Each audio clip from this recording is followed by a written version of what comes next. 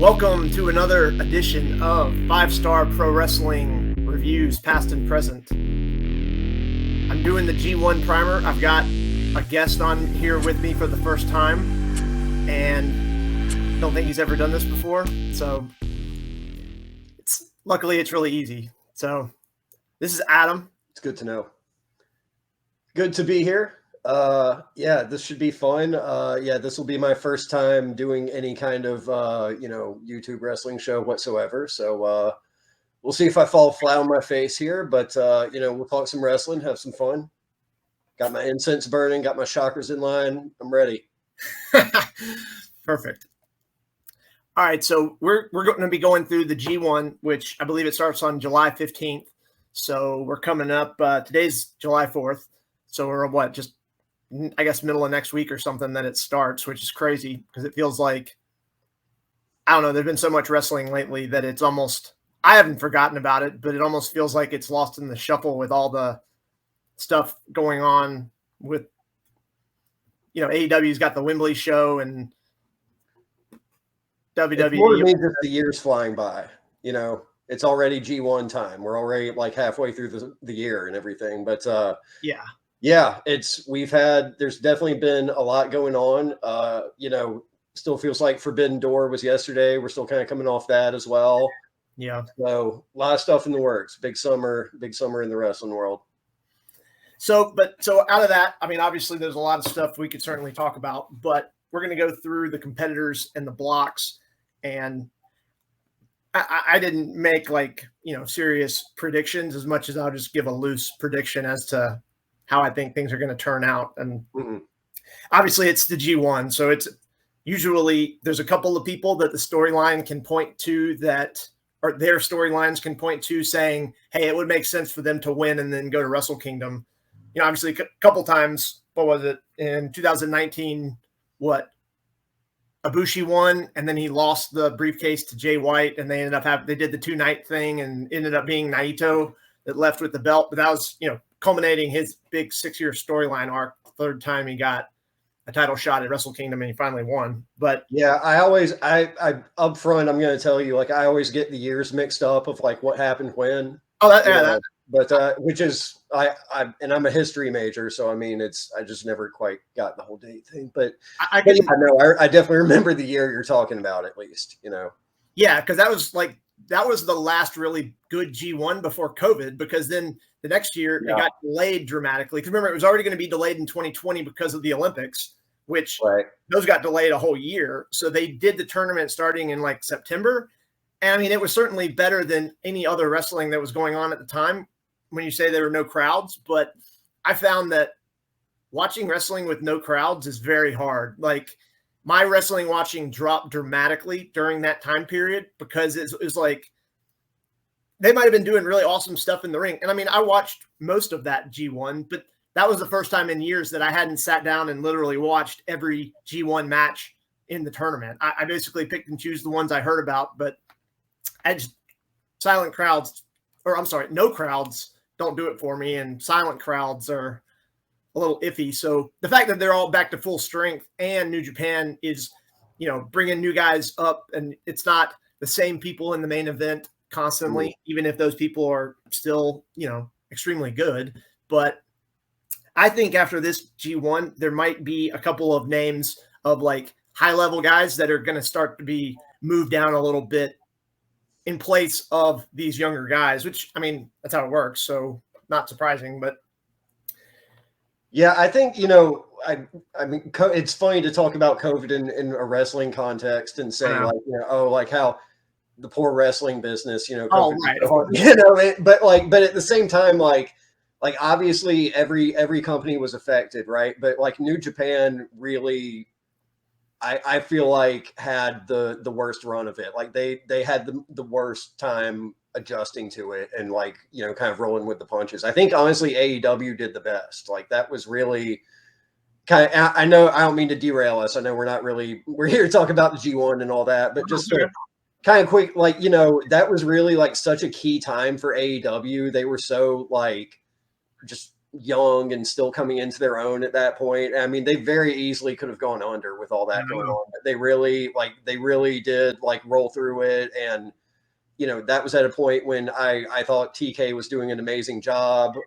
You know, as you know, just from you and I talking and texting and everything, my thoughts on him have changed a bit over the years. But no, they did awesome through the pandemic. New Japan, on the other hand, and I mean, I chalk it up to just, you know, Japan kind of having a very different response to the pandemic than the US and Canada did and all that. But I mean, they had a very rough time with it. And to your point, the years of no crowds followed by, to me, honestly, like the crowds that had to be silent were like the weirdest part of it all. Like that was even stranger than like the empty arenas to me.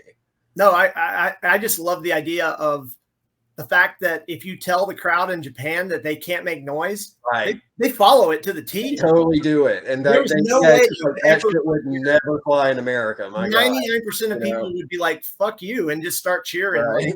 Like, that's the wrestling fans not to chant, and make wrestling fans not chant. I mean, amazing, but no, I mean, I think it's fair to say like that was probably like hard enough to overcome, but I mean, they hit kind of a creative lull too. You know, Gedo and Jado and everybody were not working well at that time. It wasn't just because I think when everything started to shut down, that was just what, like 2 months after Naito had finished that 6-year storyline arc and was champion, and clearly was finally like having his run and everything. Yeah, and he got one big match in Osaka Joe against Kenta, and then after that, everything was shut down like 2 weeks later. His head open. I remember that. Yeah. Yeah.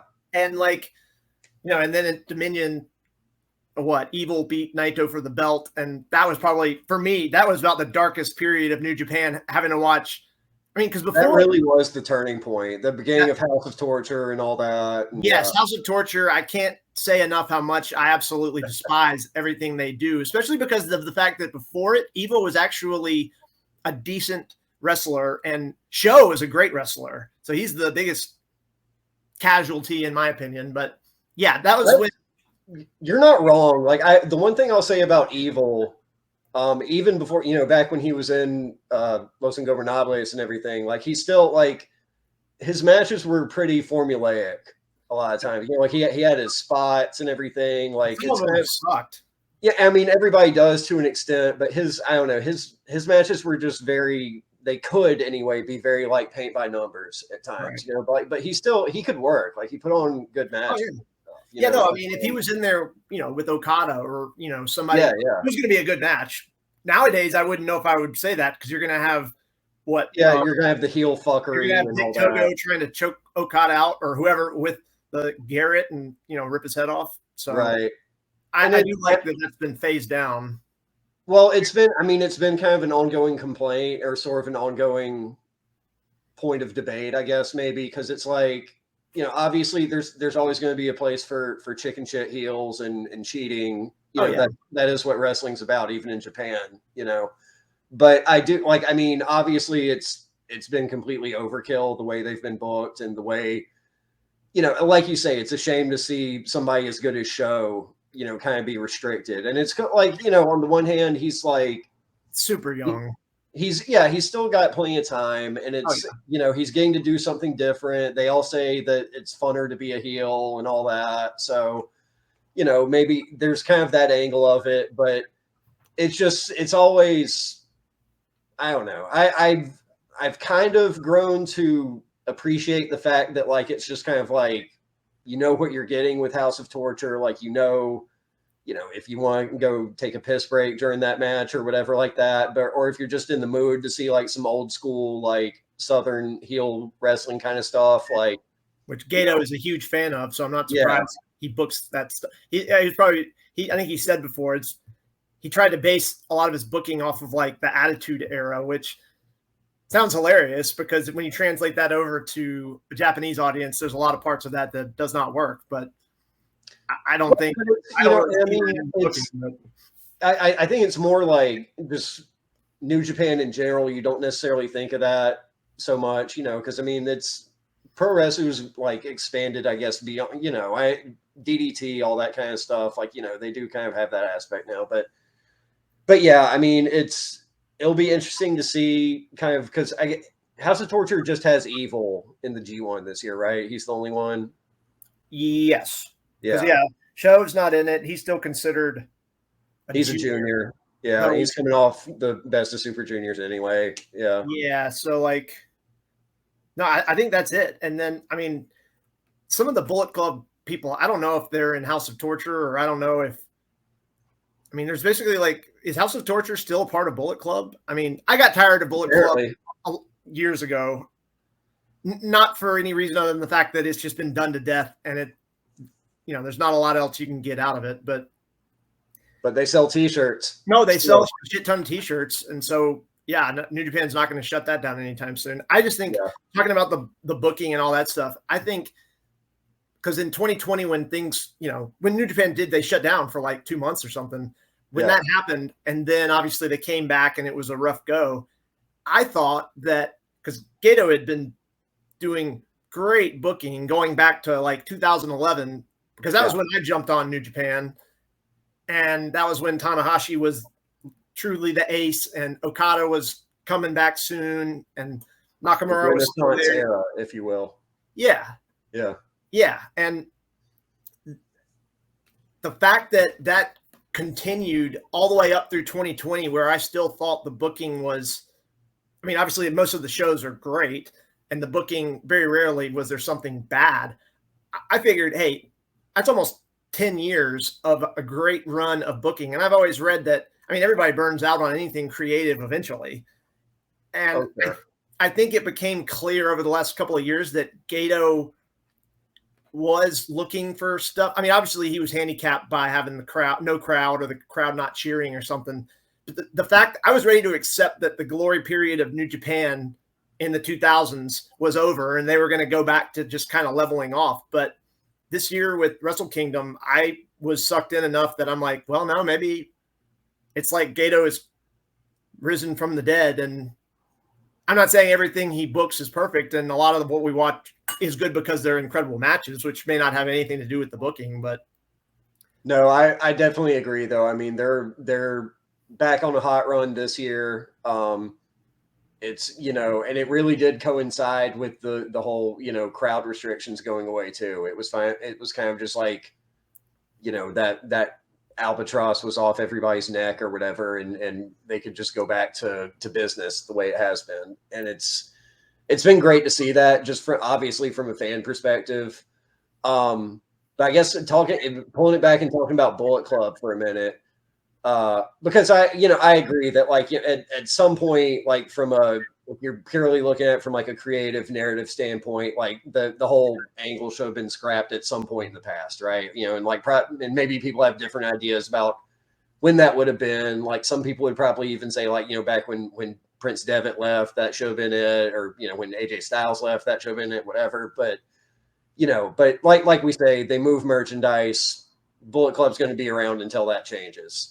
Yeah, and that's the whole reason, because it doesn't even make sense that like House of Torture is still connected to them at this point, right? There's like 3 or 4 different factions within Bullet Club if you're counting Bullet Club Gold in AEW, which seems kind of like a stretch. But I mean, you got them, you got House of Torture, you got regular Bullet Club, whatever, David Finley's version.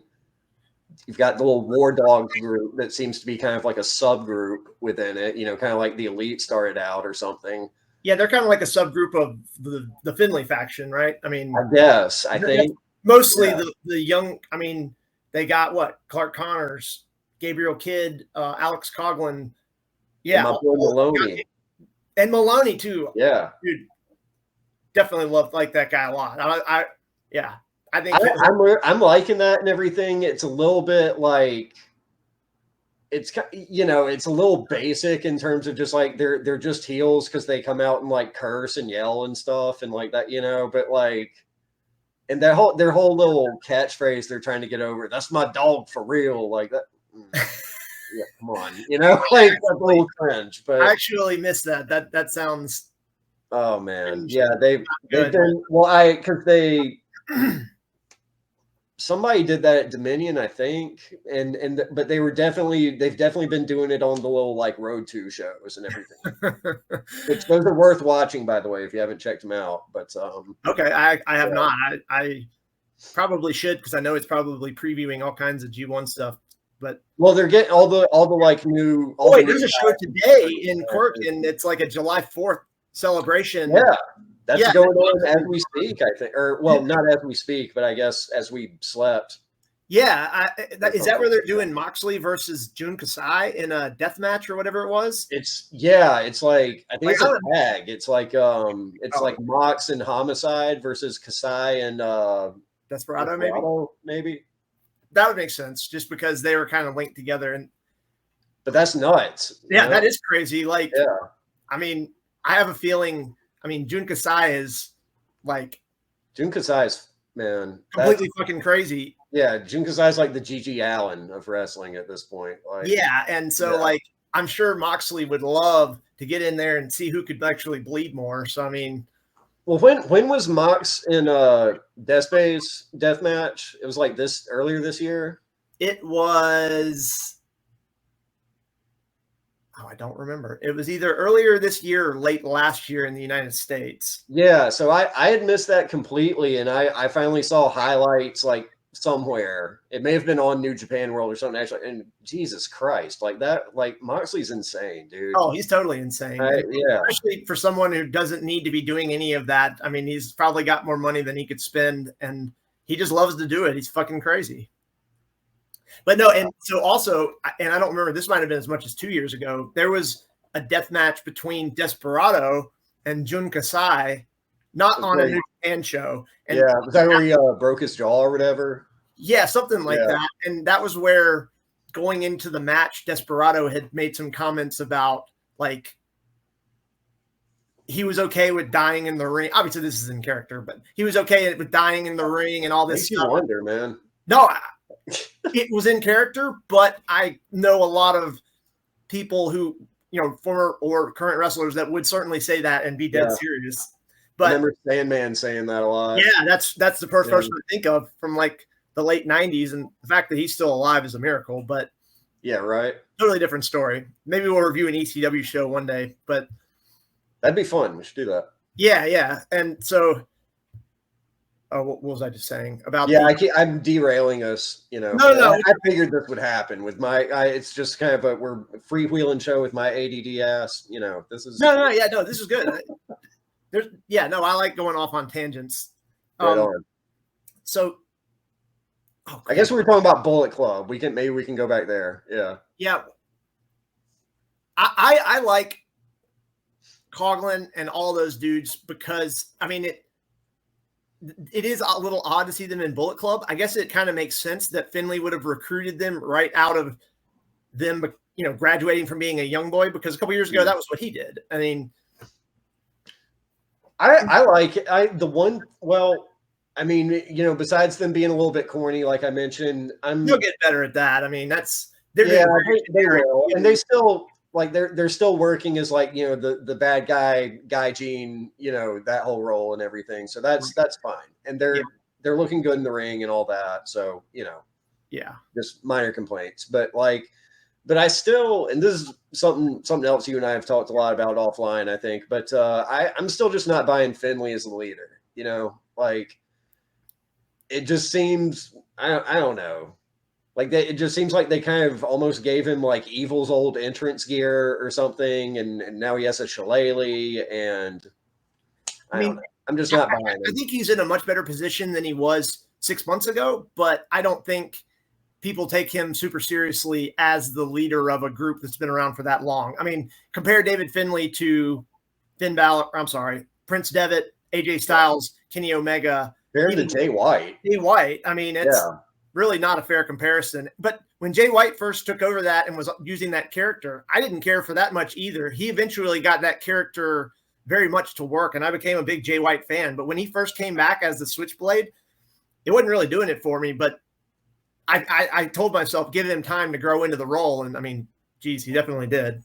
He was rough around the edges at first, particularly when and I thought he improved really quickly. but he like when he was like in Chaos and they did that whole like secret agent for Bullet Club thing or whatever like that.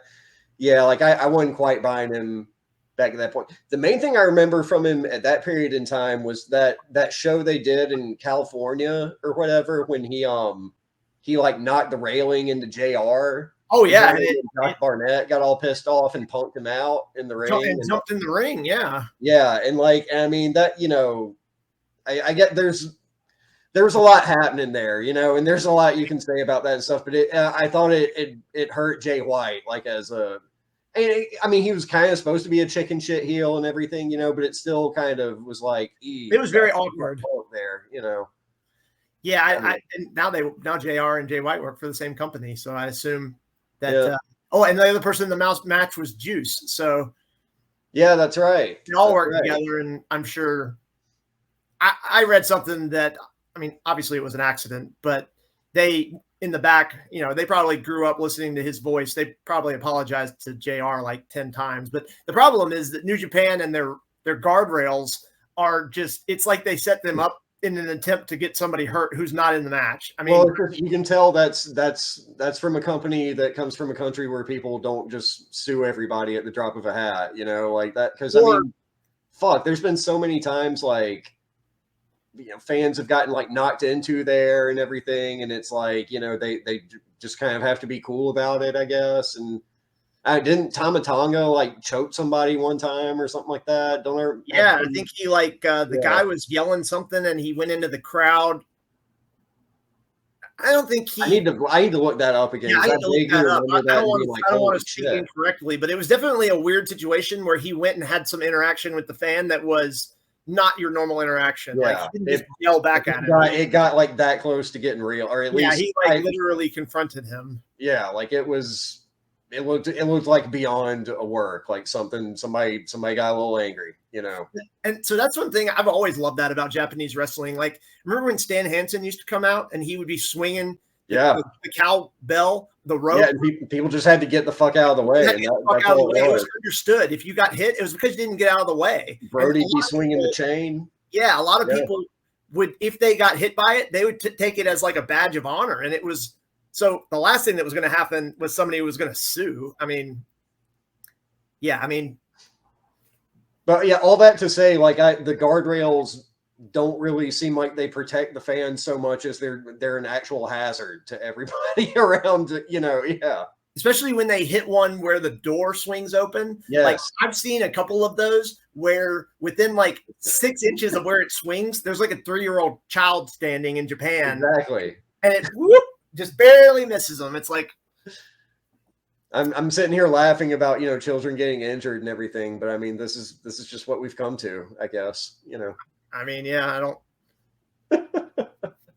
I'm glad that I haven't actually seen a kid get hit yet by one of those, but I'm sure it's just a matter of time. I'm sure plenty of adults have taken them to the knees and. Yeah. I was actually at a show once in the second row at a Ring of Honor show where the guardrail got knocked into us extremely hard, and the guy in front of me had his feet propped on the bottom of it, and it actually broke a couple of his toes inside of his shoes. Jesus. Because it was hit so hard. But apparently this guy was like, if you ever go back and watch Ring of Honor, he basically sat in the same seat at like every show they ever had in the front row. So it was almost as if he worked there. But yeah, you can get fucked up. Like if you're at like a WWE or AEW show and something like that were to happen, which I know their whole setup is completely different and it's probably specifically designed so it doesn't, but in that case you sue because those they'll fucking cut you a check. Oh yeah. But yeah, they're like a Ring of Honor or some you're at some like outlaw mud show or whatever, like you're wasting your time. Oh yeah.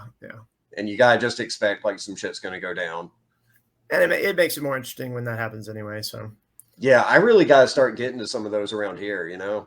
Getting to some of the Ring of Honor like indie shows, outlaw mud shows. Like what would be an example? For Christ's sake, there's so much of that around here. Are they run by that guy MSL? I don't know who runs. Like I can't even tell you the names of the, like there's one's called like Pride of Wrestling or something. I don't know. I'm completely derailing us now, and I'm giving these people shout outs, I guess. But that's okay. I didn't. I mean, I love going to local indie shows. I mean, I haven't been since before COVID.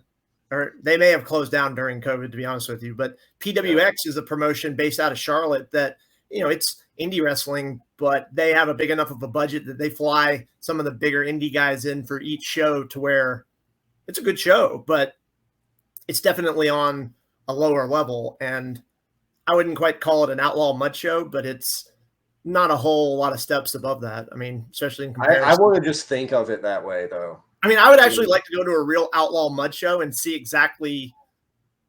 Dude, I'd almost going around throwing mud at each other. I'd almost be willing to go to like a large, semi-organized backyard show, just once.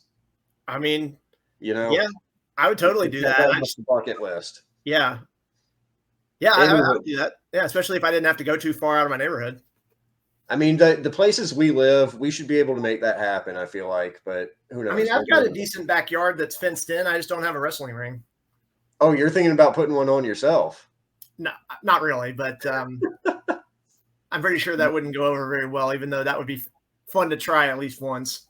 You don't think Jennifer would go for the life of an outlaw carny promoter? I don't think so. I don't think she would care for that. Unless I was extremely successful at it. Fair enough. But all right, so yeah, pivoting back, I guess. Yeah, no, that's cool. I like going off on tangents because we come up with good shit. But so I asked TJ this when we met for the first time. So we each gave a little rundown of how we kind of got into wrestling and our history, if you wouldn't mind. Because the one thing when I think of you in wrestling, I mean, you're the one who got me to start watching Japanese, Puroresu in the first place, because I had never actually seen. I had seen like some of the, Masachono and Great Muta and WCW and knew who they were, but you showed me it was like greatest matches of the 90s or something, and it was like 90% All Japan with Kobashi and Misawa and all that. And it's interesting you say that, because I was trying to remember like which of us got the other into that. Because it was I remember you ordered some DVDs that I had never heard of, or I'm sorry, not even DVDs, probably VHS tapes, yeah. Right, because we were watching ECW pretty regularly, the pay-per-views at your house in high school, and then, ECW goes down and WCW goes down, and I mean, me and you were 18, so like we'd kind of outgrown, in my opinion. I didn't think WWF was that interesting anymore, but that was when I found. You showed me during the ECW, the last of ECW, you showed me the Japanese tapes, and that was when I learned about these guys. Because I still remember the time where you were watching and with Charlie Royster, and you called me and you told me that he said that Giant Baba sounded like a Giant Baba sounded like a giant slug. Yeah, I actually do remember that. And R.I.P. Charlie, by the way, shout out. But what happened to him? Yeah, man, but that's well. Okay, yeah, we don't need to. But like, yeah, no, I guess back up and like briefly talk about that, because I trying to scrape back through the memory and stuff. Growing up in North Carolina,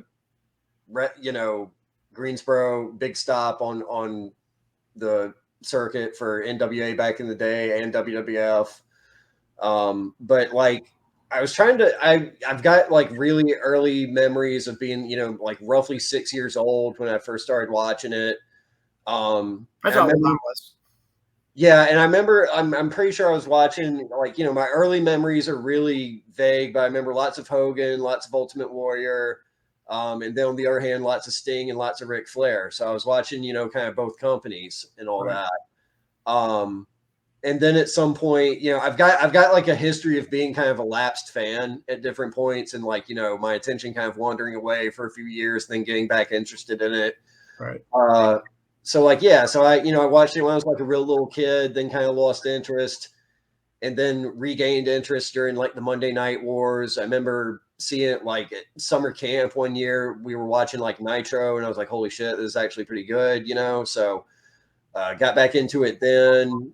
kind of lost interest again, like around the time you're talking about like the end of the Attitude Era and like the beginning of when like Brock Lesnar and Randy Orton were kind of the focus. That was when I kind of was like, and kind of checked out.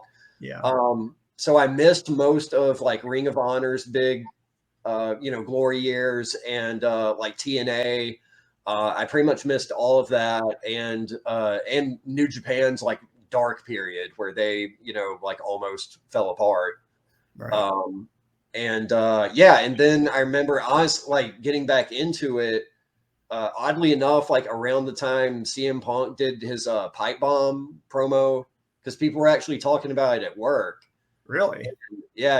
And I was like, oh, and I met, and like the name CM Punk rang a bell because that was like early Ring of Honor that I did see a bit of. Right.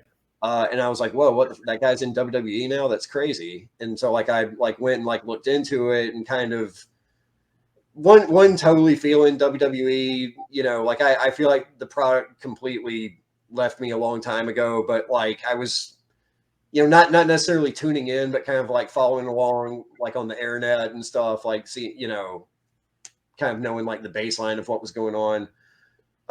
And then you eventually convinced me to get back into New Japan and all that and get into New Japan World. Then NXT picked up again. That got really interesting. Then AEW came along, and now we're kind of in this like this little boom period again for the business. But yeah, no, getting back to like when getting interested in pro wrestling and everything. Like, yeah, I think kind of like you say, like my early just exposure to Japanese wrestlers would have probably been like Chono and Muda, and then people like like Pat Tanaka or whatever like that. Yeah.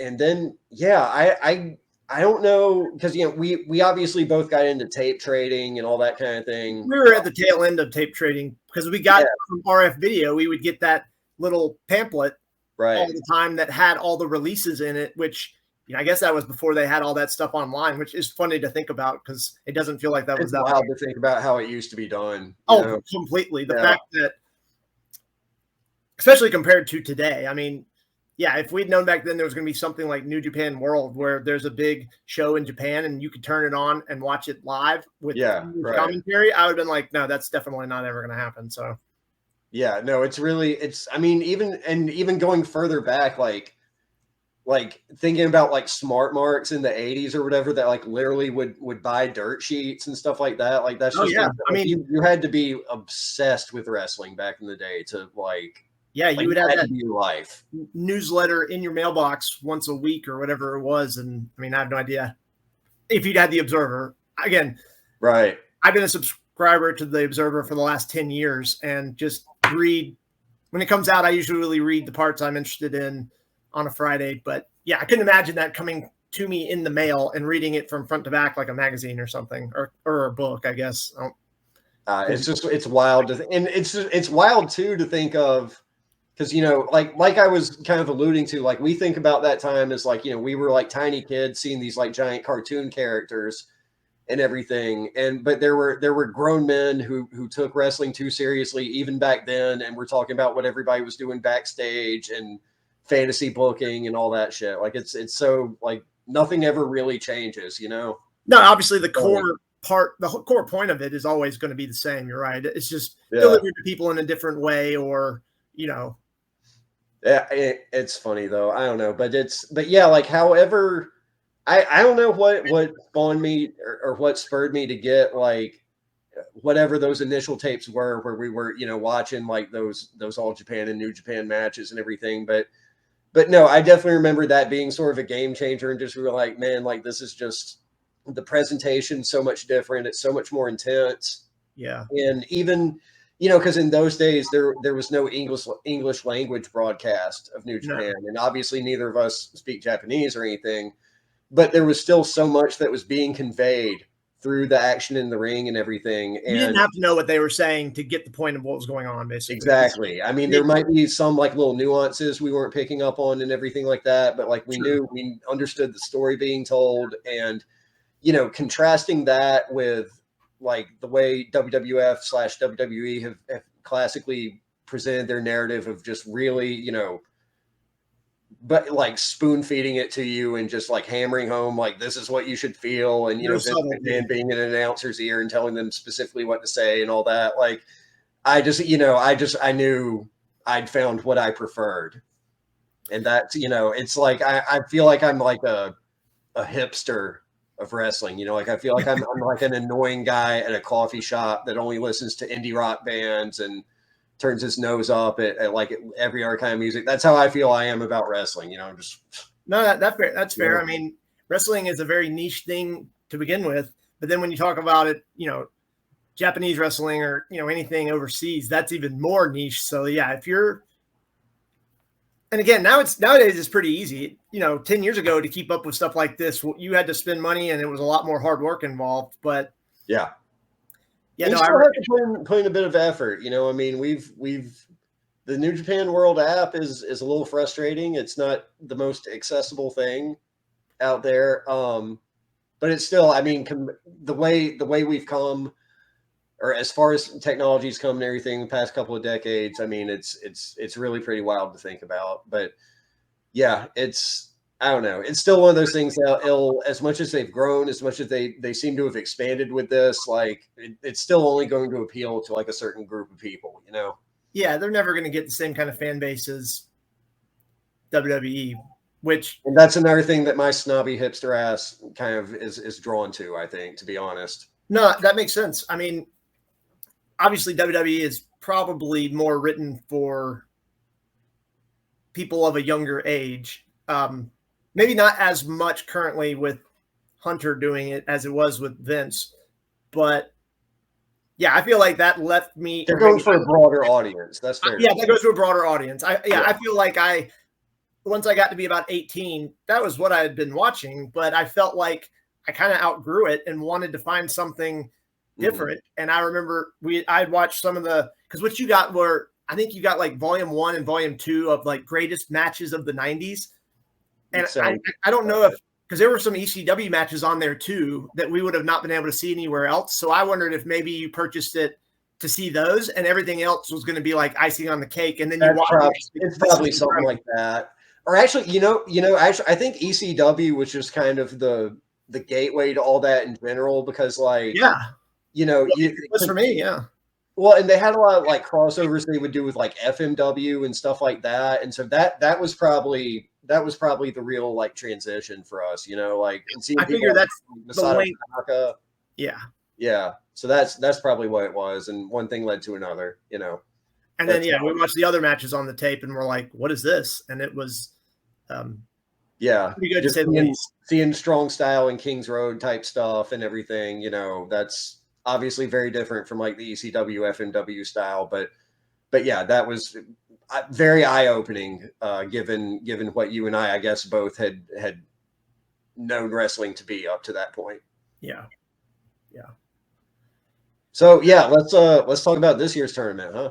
Yeah. So they got, I think last year they had 28 people, right? It was 7 people in each block of 4 blocks.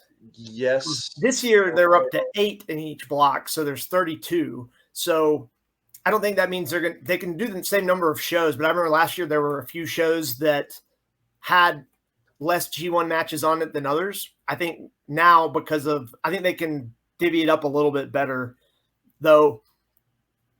So again, that just allows for more people to be in the tournament. There's a couple of people in here. About the 20-minute time limit for all the matches this year? I didn't even know that. I'm pretty sure that's a thing. Really? I mean, I wouldn't be shocked, but I missed that if that's the case. Yeah, no, that's it. I got this. I got this little thing from What Culture pulled up on a different tab. Yeah, they're all 20-minute time limits this year. Well, I think that's partly just practical to accommodate the larger pool. Yeah, like you were saying, but I think it'll keep things more like fast paced.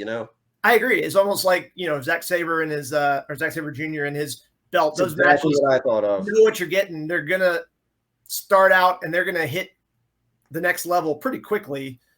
One thing, a complaint, if it's a complaint that I've had about New Japan in the last few years, is that they felt the need that their big matches on shows, no matter how big of a show it was or how big of a match it was, had to be like a 30 to 35-minute marathon of a match. Yeah. And sometimes in situations where they were putting people in there that really aren't used to doing that, and it would just drag. Of course, sometimes it would turn out to be incredible, of course. I mean, the Osprey Omega match from Wrestle Kingdom was like 45 minutes long, and, currently I definitely agree with that. And I think, I saw it was on like Reddit or somewhere on the internet, but somebody was like pointing out that as many, like as much as there are like so many great matches nowadays, like not just in New Japan, but just in wrestling in general, it does get a little old when like every show somebody's going for that 30-minute 5-star, you know what I'm saying? Like it gets a little like it just ends up being so you go numb to it. Yeah, like it, and it's like you still have some that stand out and are like truly great matches, but other times it's just like they're just trying to force it or something, and it just doesn't work, And I know for me, having some of these guys have been in so many G1s and so many incredible matches that I just assume they're going to go out and have this epic match every time. But you also got to figure they're having these 7 singles matches over a span of like 6 weeks, which is a very busy schedule for New Japan. And each match, the expectations are so high that and they're going hard. Everybody's hurt. I mean, it's not like there's anybody in there that's healthy doing it. It's just different degrees of being hurt and being able to deal with it, really, I would assume. It's like the NHL playoffs. Like by the time you get to the end of it, everybody's fucked up. Yeah. Yeah. So let's go over, we'll start with Block A. And I'm just going to read out the competitors and tell me what you think, because this one stood out to me interestingly. So we got Sonata, obviously IWGP World Champion. We got, and I think this is Sonata's 9th G1, if I calculated out correctly. I know it's either his 8th or his 9th. I couldn't remember if his first one was in 15 or 16, but then after that, we've got a whole bunch of young guys. We got Chase Owens first. He's not a young guy. Chase, I mean, I'm not sure which Bullet Club he is in. I know that he is probably still in a Bullet Club. I know he's from around, not too far from where we live. I think he's a decent worker, but I mean, he doesn't do anything special for me. I think it's like his 3rd G1 or something. He's done the last 2 that were quiet, I guess would be the way to put it. But then we've got 4 guys who are not far out from being young boys. We've got Hikuleo, who obviously huge guy. I feel like he's improved a decent amount over the years, but he's still got a long way to go. He's only been wrestling a couple of years though. So, I mean, he's got plenty of time, but I find it very interesting that we then have Ren Narita, Shota Umino, Yota Tsuji, Gabriel Kidd all in here as well. Obviously it's the first G1 for all of these guys. I think all of these guys can go. I mean, Tsuji his match back, he main evented Dominion. So obviously he's going to be getting a huge push. Narita is basically Shibata reincarnated. He's getting a little less of a push than he was earlier this year, but maybe that's because he came back first and they brought on a lot of the other younger guys afterwards. But, Gabriel Kidd, what was it, like a year ago, he was having some issues and had to step away from wrestling, which I remember hearing about that. And at that point I was like, whether he wrestles again or not, I hope the dude's okay, but glad to see that he came back. And I mean, he looks awesome. Like, I guess he's one of those war dog guys. I know him and Coughlin are kind of a loose team. And then the final person in the block is Kiyomiya, which was probably one of the biggest shocks. I'm looking through the list here. I can't remember if there was any. I think that's everybody. I'd say him and Eddie. No, I know. I'm talking about the biggest surprises for me. Him being in there and Eddie Kingston, which we'll get to Eddie Kingston. But I mean, I think Kiyomiya, talking about our wrestling watching, we watched all the, I've gone back in recent years and watched an insane amount of All Japan 90s matches, especially the Budokan shows. Everybody knows All Japan, obviously. Everybody leaves in 2000 and goes to form Noah. So I was very much into Noah for a few years, and I even was collecting those DVDs at one point. But then Noah just fell off a cliff like, 10, 12, 13 years ago or something after all that bad publicity came out of, or maybe whatever actually happened. It was a scandal, wasn't it? Yeah. That's I don't know, because I think it was Jun Izumido who had been working there was not working there anymore, and he kind of spilled his guts in whatever. Well, I don't know if it was an interview or a book or what, and because again, it was in Japanese. It's not like we were going to find it, but yeah, that pretty much they went straight down. And I think over the last like 2 years, Noah has made a resurgence just because they have. I mean, as much as Muda being there and taking up the spotlight and pinning guys who shouldn't have been losing to him, that wasn't great. But Muda did bring a lot of fans.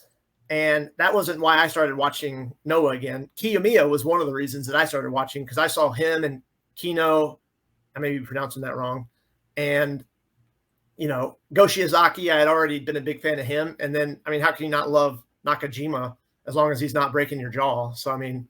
I was about to say, yeah, there's reasons to not love Nakajima. There are. Yeah. He actually kind of scares me a little bit, even through the television. But I find it interesting that Kiyomiya, one, he's not in the block with Okada, so they're not guaranteed to have any kind of a match. I can't imagine that he is in this tournament and they're not going to have a match. No. So I think we determined from what was said that it sounds like each block, the top 2 people from that block are going to advance, and then it's basically like an 8-man single elimination tournament. Yeah, and I think I made like a half-assed effort to find this before we got on and didn't have any luck. But it's the top 2 from each block, and it's like there's like a specific bracket though where it's like, like number 2 from block A takes on like number 1 from block D or something like that. Like there's a it's something like that, and I forget who's going up against who, but it's basically like a 1 versus a 2 from separate blocks. I guess is going to be the first round of the knockout tournament. Interesting. So I would say, so in that case, 2 people are going to advance from this block, right? I would say that it would be Kiyomiya, because if he doesn't, at least look, I mean, if he doesn't have a match with Okada in this tournament, he's going to have a great tournament, but I think that would be a huge waste, because I think in Japan that is still one of the hottest angles you can do. And heel, angry, looking down on Noah Okada, to me, is much better than the Okada that we had gotten over the last couple of years, where it was kind of stagnant a little bit. Agreed. Definitely. But I think that Kiyomiya is going to get a lot of wins, because there are so many young guys on this bracket that while you don't want to just beat the crap out of Narita, Tsuji, Umino, a couple of them can take a loss to a Kiyomiya, and it's not going to kill them. I wouldn't be shocked. Exactly. My guess is that it goes to Kiyomiya and Sonata and again, from what you said, it sounds like they wouldn't face each other, but they would be the 2, and they could theoretically face each other later on, I guess. Like, if they both advance, but yeah.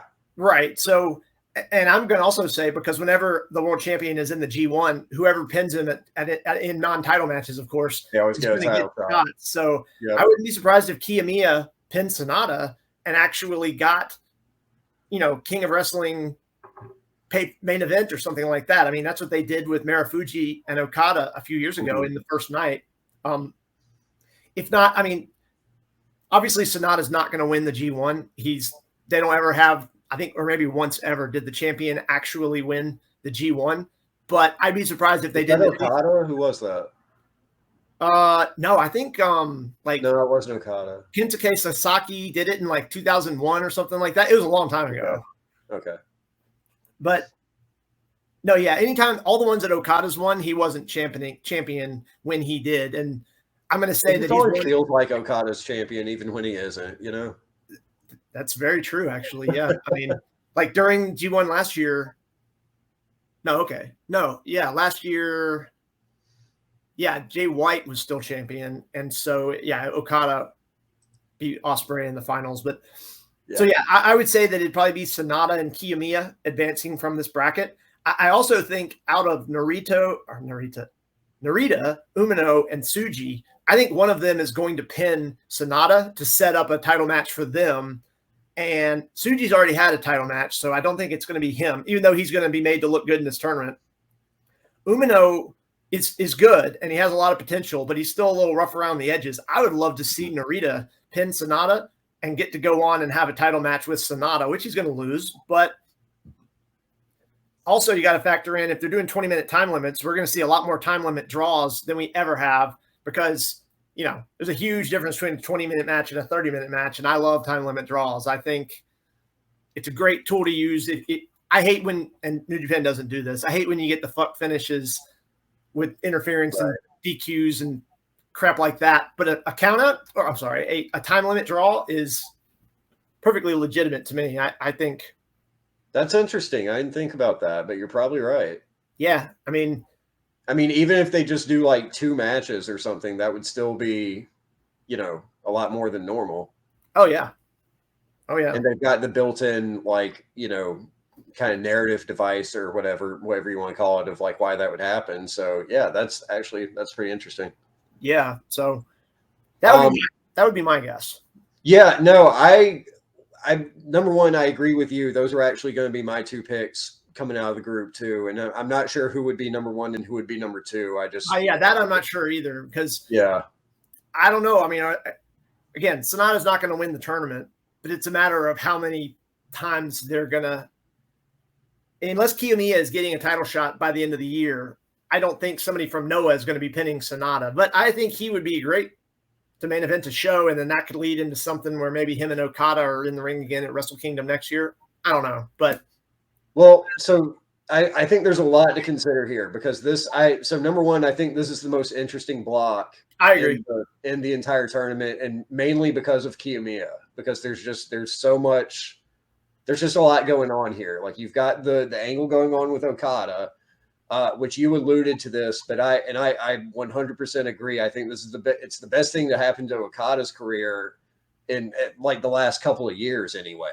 You know, maybe 2 or 3 years, something like that. Like he just needed that injection of something different. I'd say since COVID. I mean, I know that's how I gauge time on like everything nowadays, before and after, but it does. That's how we all do, but yeah. I'm not alone, but I feel like it was around that time that, you know, Okada had dropped the title at Wrestle Kingdom 2 months prior and was not the main guy, but that was when he started using the money clip. And it was like, yeah, I heard a lot of people saying that they thought Okada was intentionally having matches below the level that he normally would.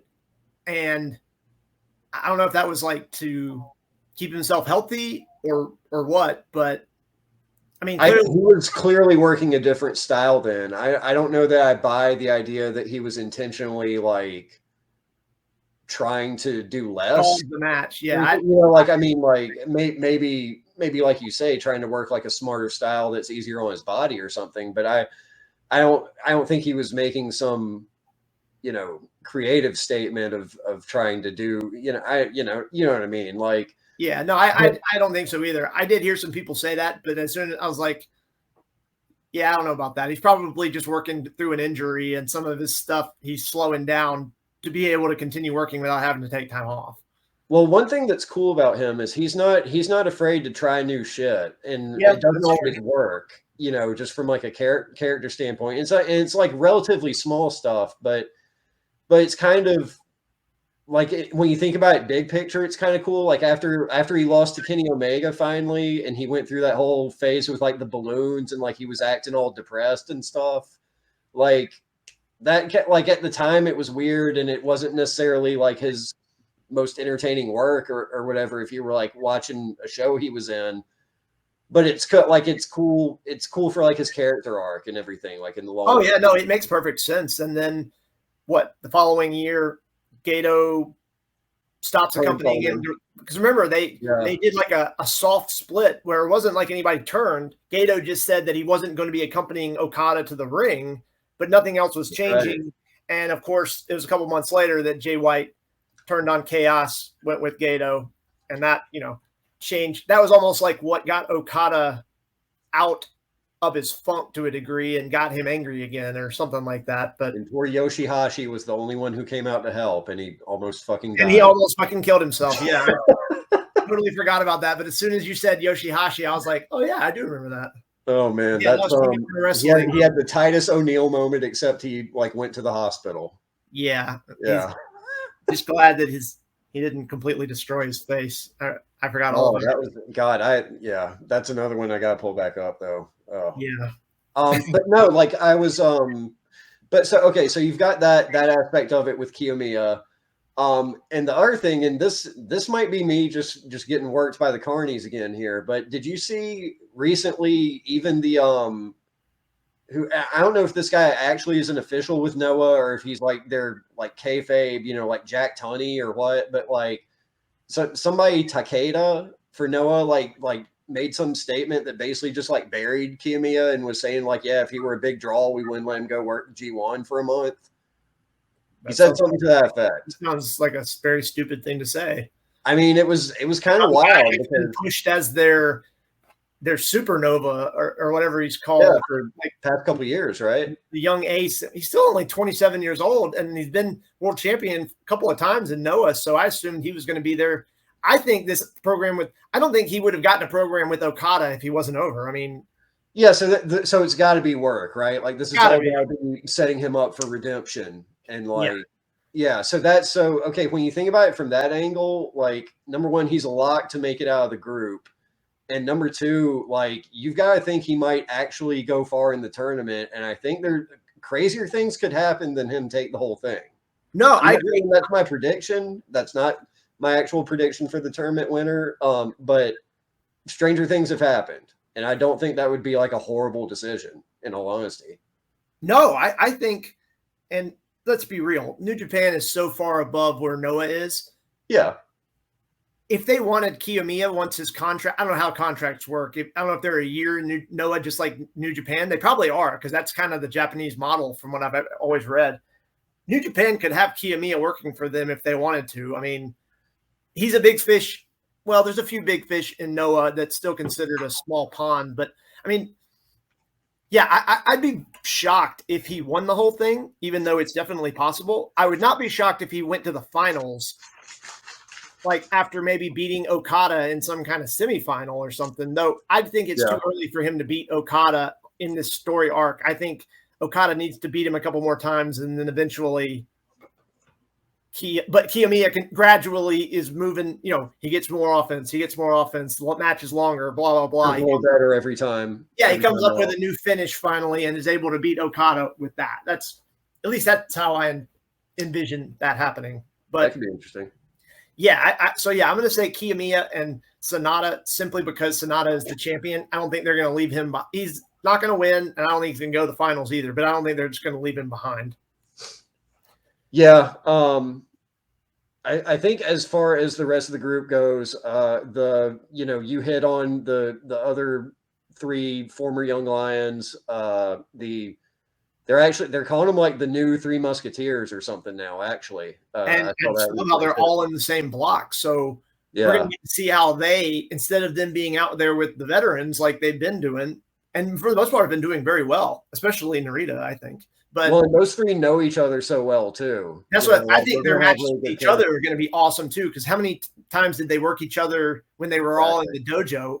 You know, on dark matches all the time. But I'm sure that was probably their daily routine training, working with each other. So yeah, those matches could be incredible, especially with the familiarity they probably already have with each other.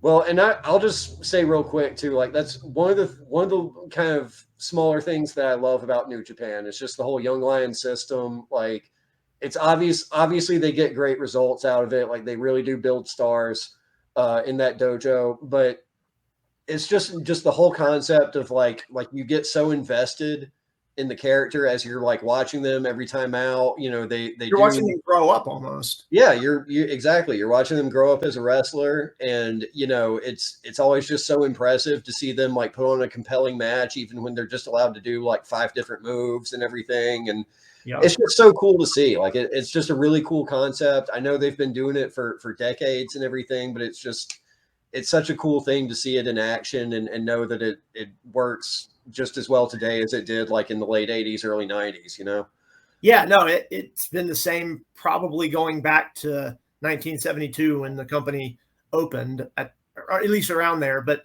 yeah, I mean, it's like everybody who comes out of there is, at the very least, they are they're at least okay, Yeah. And then obviously a lot of the stuff they have to build on beyond that. But I remember that. So when New Japan World started, I think it was like, I think Wrestle Kingdom January 2015 was like the first big show they had on there, because I had already signed up for it like immediately upon it opening. Mm-hmm. And so obviously that opened up New Japan for people around the world to be able to view it so much easier. And Sho and Yo were the main, they were getting ready to go on excursion, but they were the main dojo guys at ringside. So they were like the first group of guys that people watching around the world watched grow up. Obviously now we're a couple of generations past, but I still feel from watching that, I still feel a connection to those characters even years later, just because it's like, yeah, I remember when like Yo was just like this tiny little kid, basically, who like he was 12 years old, and not now he looks like he's 15, but he's put on some weight at least. He's bulked up. Yeah, he's bulked up a bit. No, and Narita, geez, remember how small he was?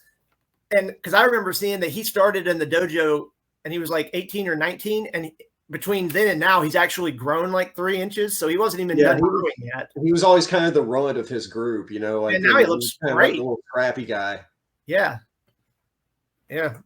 But it'll be definitely interesting. I'm having a hard time choosing which of the three of them will have the best. Like, actually, I could see them ending in they get like a 3-way tie for third place in the group.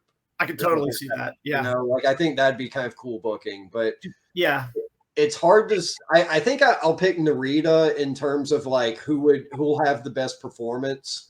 I think he's the best in-ring worker of the three at the moment. I agree, and I think as fun as Tsuji's return has been, I still think he's kind of working some stuff out. The gimmick's like brand new. The whole thing where he's smiling all the time is a little weird to me. Like, I think he could. It wouldn't hurt to tone that down a bit and like save it for like, moments where he's trying to get heat or something like that. Yeah.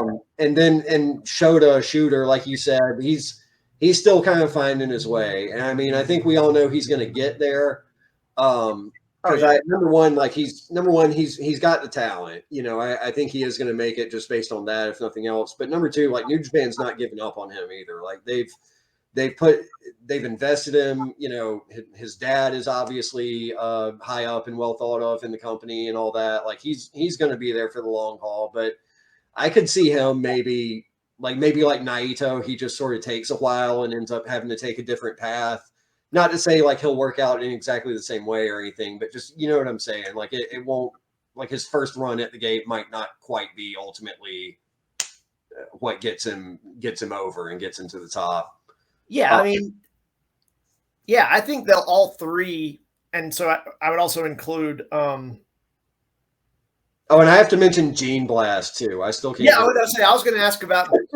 Is that still what he is? Is that still his? Maybe that's why he's smiling so much, because he's busting a nut the whole time. I don't know. Yeah, that's a possibility. But I mean, I think that's just Tsuji.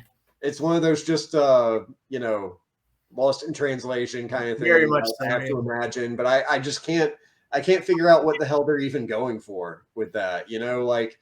Like, because you take, like, there's so many great, like, nicknames and tag team names that, like, have come out of Japanese wrestling over the years. When using English words in a different context than we're used to. like it makes more sense, I guess, in name. Like, if he's, like, Doc and Gordy, the Miracle Violence Connection. One of the best names ever. And it makes no sense. Yeah, it's like, and like no native English speaker would ever like call somebody that, but you get what they're saying. Like, okay, yeah, these guys just come in and kick everybody's ass, and and it's just so cool. And it's like, and then you've got, on the other hand, you've got Gene Blast, so there's enough smart people there to figure out that might not work. I mean, remember Yoshihashi's tights used to say loose explosion. So, because I remember watching when English commentary first became a thing. Something Higuchi would have. You would think, yeah, in a different context, but yeah. Yeah, like I remember watching, because originally it was Kevin Kelly and Steve Corino before Corino got hired to be an agent with WWE. But I remember on a show, he called it out. He said, is Yoshihashi aware of what a loose explosion really is? And not long after that, he wasn't wearing those tights anymore. So, well, it's one of those things, you know, where they like, from what I hear and like stuff I've seen, like they, you know, a lot of times it's popular to sell like clothing in Japan that has like English writing. What's different than people getting tattoos over here with a Japanese word on it that they might not even know what it means. So yeah. Exactly. It's the same issue. Like on both sides, you're just kind of taking whoever's word that like, okay, this says something cool or whatever. Not that like I eat balls or something. Right. So it's like, yeah, it's like, I don't, you know, probably just do some studying before you get a kanji tattoo or whatever. But yeah, we're not doing that. Yeah. That's my PSA for the day, I guess. All right. Well, yeah. So it sounds like we're pretty much agreed. Unless we're totally wrong and Chase Owens just runs the table on block day. I think we're pretty much agreed on what's going down there. I think Chase is the definition of a good hand, and that's good hand with a great mind for the business. It's my favorite overused phrase. Yeah, and that's going to be about it. That is a valid question about him in Bullet Club, though. Although that's always kind of been, because I mean, it's not and not to go back to like 5 subjects ago here, but like, you know, that's all. Like, this is not the first time Bullet Club split into factions and all that by a long stretch, and like whenever that happens, it just seems like Chase Owens just kind of hangs out and like, you know, ends up landing on his feet. And I mean, at the end of the day, they need somebody to eat pins and all the tag matches and stuff. So right, it makes from that perspective, but it is funny from like a narrative standpoint to just like, he's like, I don't know. He's like Bobby Bacala on The Sopranos or something. He just, you know, people all around him die and he just keeps going on, even though he's like an idiot, you know? Pretty much. That's a good comparison. I mean, yeah, I think, yeah.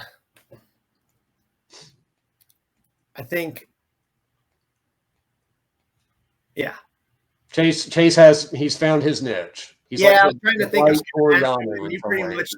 you pretty much nailed it. I mean, he is in a much better position than I would have thought someone at his level would be. Obviously, he had a connection to get into, because he was doing New Japan all the way back in 2013. If you remember, before he was actually a member of the roster, he was the NWA junior heavyweight champion in the United States. And he had that guy. Do you remember that dude who he owned the NWA for a while? I think he eventually sold the rights to Billy Corgan, but he was like the most carny looking dude ever. And he came out as like a heel manager with Chase in New Japan. And it like stood out. I don't think I ever saw that. Who was it? I'm gonna have to go. I'll get his name while we're talking, but you just need to go back and watch 2013 era Chase Owens. Yes, and he was smaller and he didn't have the gut, but he had this guy in his corner, and they did like a mini NWA invasion angle, if you even want to call it that, basically, where they brought him, and then I think like the NWA World Champion was. I don't even remember, but it was a crappy storyline. I just thought that the NWA guy was so over the top as a heel that it stood out so much in a Japanese wrestling setting that it was comical. His name will come to me at some point. Fair enough. All right, so Block B, we got Okada, the recently maligned Yoshihashi, Taichi, Kenta, Great Okan, Will Ospreay, Tangaloa, and El Fantasma. I mean, the first thing I see when I look at this is, I mean, I'm a big Will Ospreay fan of his in-ring, obviously. That means we're going to see matches with Ospreay and Okada, which is that's a rematch of the finals from last year. Always good. Ospreay and Kenta. I don't know if I've seen that match. And Will said that Kenta was the one watching him who got him into Japanese wrestling in the first place. So how amazing would it have been to see the two of them back when, Kenta was young and fast and everything. Oh yeah. Like Kenta of like 2010 or something versus before he had all the injuries. And yeah, no, that'd be incredible.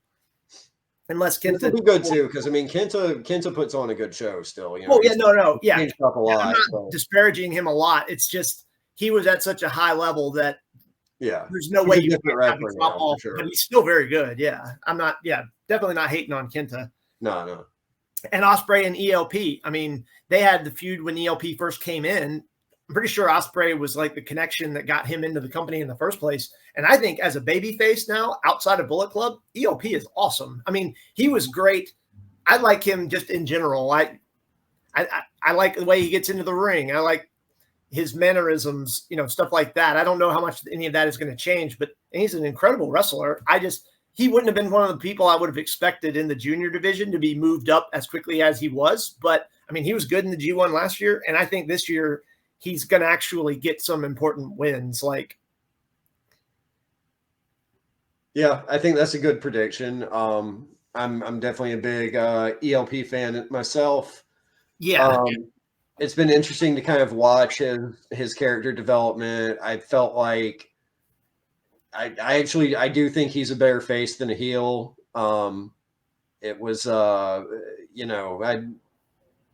was kind of hot and cold on him during his time in Bullet Club. He did some good work in there. There was also times where, it's a little but I think this will be an interesting group though. I've got Okada and Ospreay coming out of it. That seems a little obvious. Yeah.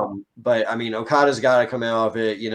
They've got to do that match at some point with him and Kiyomiya, so he's got to advance. I think that's interesting. And then Ospreay just seems like the logical choice after that. Yeah, I know and this plays into my final prediction for G1 eventually, but one of the things that Gato does in his booking is often someone will make it to the G1 finals one year and it's like they come so close and they just come up short, but they get a lot out of making it to the finals. And then the next year they go back to the finals and they're finally able to win. So that's why I think Ospreay is definitely going to advance so that can at least be played into whether or not he wins or not, but people will see that. And plus the more Will Ospreay matches you get in the G1 is never going to be a bad thing regardless, but you just got to hope his health holds up. He's coming off, because I mean, I'm assuming the plan was for him to at least go further in the New Japan Cup before he busted his shoulder. Yeah, because he had to be replaced in the match that he had already advanced to. And yeah, it was Mark Davis who ended up going to like the Final Four, who, by the way, did a great job. I remember. That was a good tournament in general. But yeah, Ospreay the dude's probably never going to be healthy again. I mean, he's only 30, and he's toned his style down as far as the flying and stuff like that a lot. But then you watch him at Forbidden Door with Kenny Omega, and a match like that's going to take years off your career. Exactly. Regardless, he's off that shoulder injury that presumably had healed like just before Forbidden Door, you would have to think. If it did, I mean, yeah. And then he got if it even did completely. Good point. And then he has that just ridiculously physical and hard hitting match with Kenny. He at least didn't take the moron Tiger Driver spot, but I don't with his neck problems that he's had. If they had actually done that, I thought that spot was stupid in the first place. I did not like it. I thought it actually took away from that match for me. And for it to have not been a finish, nobody.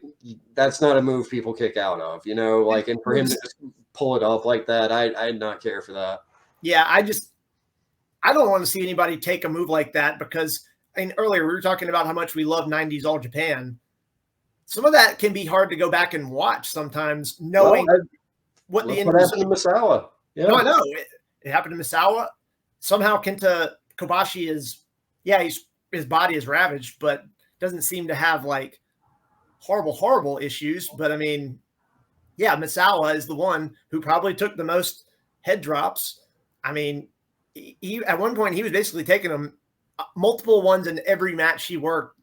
Yeah. It was like a throwaway 10-man tag. So, like, man, I don't want to see that. Like, I love Kenny Omega. I mean, I'm a big fan, and I also know his contract is coming up. What, next year or late this year or something? The dude's going to sign a contract, probably by far the biggest contract he ever signs in his entire life. No matter where it is, he's going to be making millions, plural, not $1 million. So, man, it's like if that had just not been done perfectly, he could have easily been paralyzed. I mean, there's no contract at that point. So I know that's not the factor that I think Kenny's more for the creative fulfillment, but still he's going to get a shit ton of money regardless. He will. And that's safe to say. Well, and then there's the whole issue too of like, and actually, I don't know if this would apply to him or if it would be more for the Young Bucks, but like if he were to ever separate from AEW, does he have equity in the company like the Bucks do, or at least did? I would assume they would have to. I mean, because like that had to play into it when Cody left too. Like, I mean, that somebody had to cut him, or does he still have a piece of it? That'd be interesting too. I mean, I guess that would probably be a major. Surely TK bought him out, right? I would assume so. Yeah. So I would think, I don't picture Kenny leaving. I don't think, because what? I mean, I don't know, honestly. He would go to WWE and I'm sure he would end up doing fine, but I just, with his personality, I don't picture that happening unless I could see him coming back to Japan because I think the basic problem with him in Japan was with Harold May. Oh yeah, I think Harold May was the problem with all the Gaijin, and so yeah, I mean, I don't think if Harold May was still there, I don't think Omega would have done Tokyo Dome this year. So that's what I'm saying. He's if he just did a 1-year contract like they like to do, I could see that, you know? Yeah, no, I mean, it's definitely not out of the question. I mean, obviously he would go back and immediately be one of their top guys. So he would immediately probably make way more money than he was before he left. So yeah, I didn't care for that spot at all. The rest of the match I thought was excellent, but that an amazing match. I mean, it didn't ruin it or anything, but I just it definitely didn't ruin it. Like you said, it's so risky to even do to begin with, and to the fact that they would take that risk and then have him kick out at 2 to just like kind of like shit on it. Yeah, shit on exactly. Like it's just like why? Anyways. I think now Ospreay is calling that move the Tiger Driver 93 because that was the year he was born. I read that somewhere. Right. So that means he might be doing it again, which let's hope not, but you have to be in there with Kenny Omega is probably one of the top people in the world that could potentially take that move and not break his neck, but yeah. But yeah, okay, so for Block B, yeah, Block B, I'm going to say Okada and Ospreay as well. All right. Hopefully we'll stop agreeing with each other at some point and, get into something interesting here. But yeah, so far on the same page. No, well, and honestly, I mean, Kiyomiya and Okada, just both of them being in the tournament, I mean, that'd be a major wasted opportunity. So I think they were pretty much a lock. Well, it's, if something insane happens, Kiyomiya doesn't advance, and he's basically been buried by 2 different companies at that point, But I mean, if you look at the way Noah books, like they don't have a lot of logic to the way, I mean, you kind of alluded to it with like Muda going over everybody. I mean, they're kind of notorious for that, right? For like kind of pulling back and like giving the old guys too much of a spotlight and all that.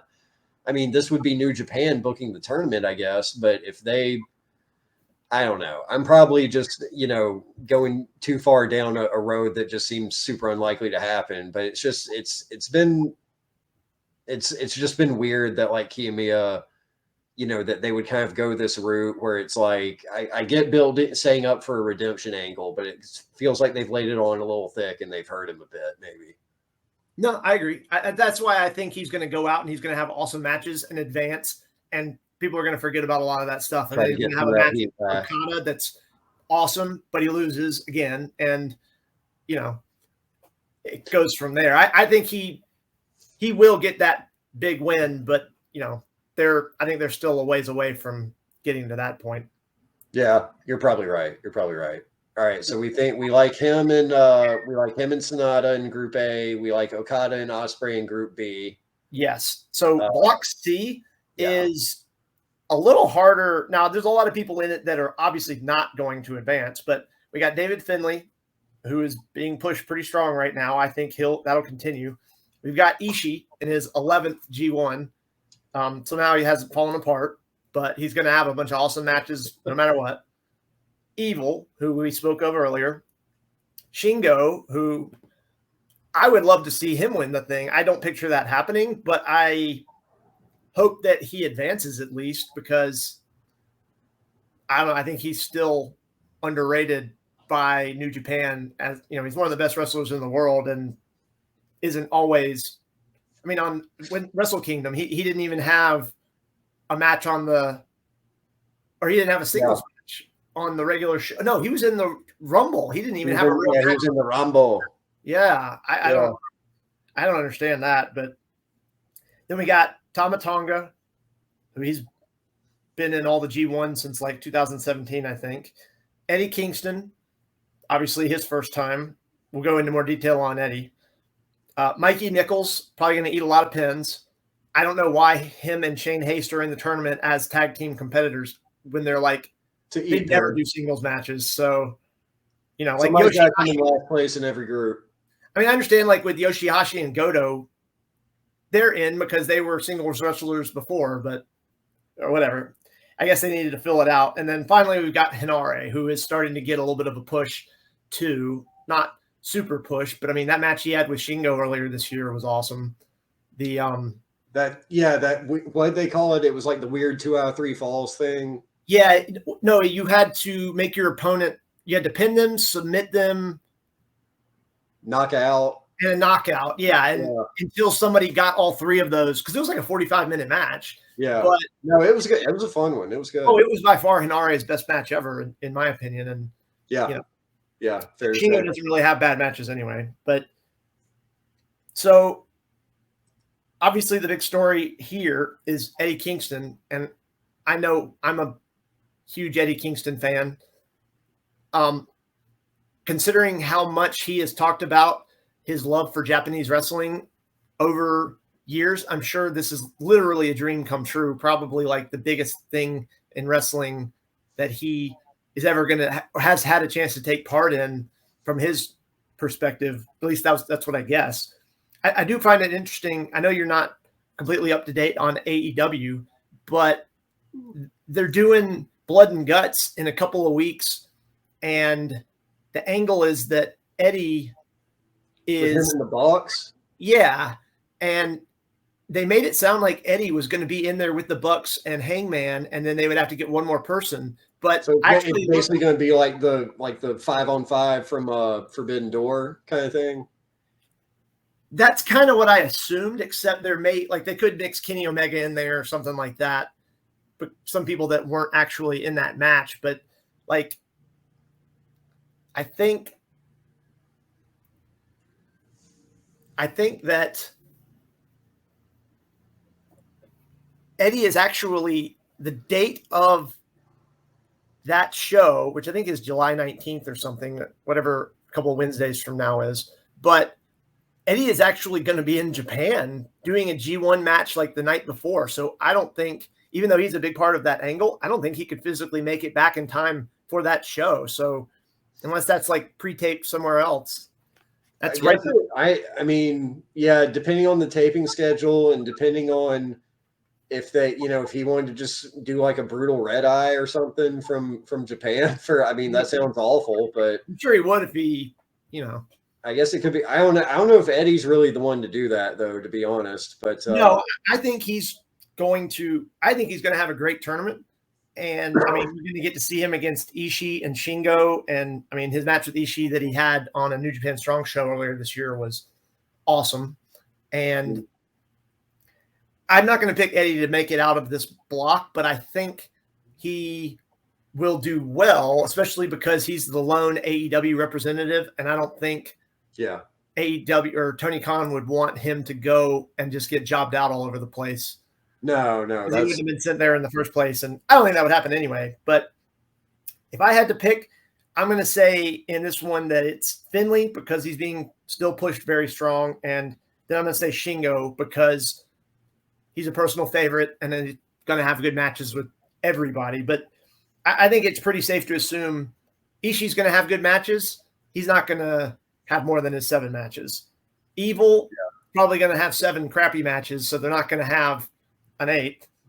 Tama Tonga has gotten a lot better, in my opinion, as a babyface. And remember in the G1 last year, he went to the Final 4. And then that's right. He lost, but I don't see him as a future winner. But if I had to pick somebody else to make it out of the block, it might be him or Hinare because they're pushing Hinare pretty hard now as well. But my picks would be Shingo and Finley. Okay. Definitely agree on Finley. And I think, like I was saying earlier, I'm having a bit of a hard time swallowing him as this, badass heel kind of character. Yeah. And I think at least some other people agree with me. I think it's kind of a, 50-50 thing. Like some people are buying into it and others aren't. And I think New Japan's aware of that. And so I think this push is going to continue until he gets where he needs to be, from a character standpoint and all that. And so that, like, keeping that in mind, like, you got to have him coming out of the block, Yeah, that's the main reason why I don't see him going to the finals or anything like that. But I would think a push to at least get out of the block would continue to elevate his stock. And yeah, no, I haven't completely bought into his character yet either, though I definitely like it a lot more than the goofy, happy-go-lucky David Finley as a babyface that just got the shit beat out of him all the time by his friends. I actually liked him as a babyface. No, he's actually a great babyface. To me, it was time for a change of pace. That's all. Fair enough. And I'm having a hard time picking my next person out of this though, but I actually am going to go with Eddie for it. I'd love to see that. And I could end up I'm not very confident about this, but it's kind of like process of elimination almost that I'm coming up with that. Yeah. I could also see it being Evil. I kind of struggled with that. I could see Evil just kind of potentially, maybe either just like kind of heel fucking his way through it to a degree, but maybe like in sort of a toned down fashion because you can't. I don't think you can really have like just 8 20-minute matches like with that kind of style. Like there's got to be some kind of little breaking point there, but.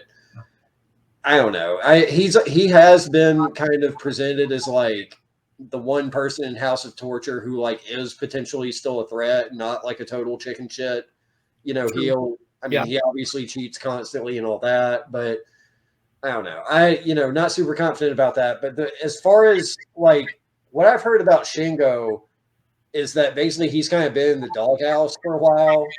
I've heard he's got heat with Gato. I've heard that like basically like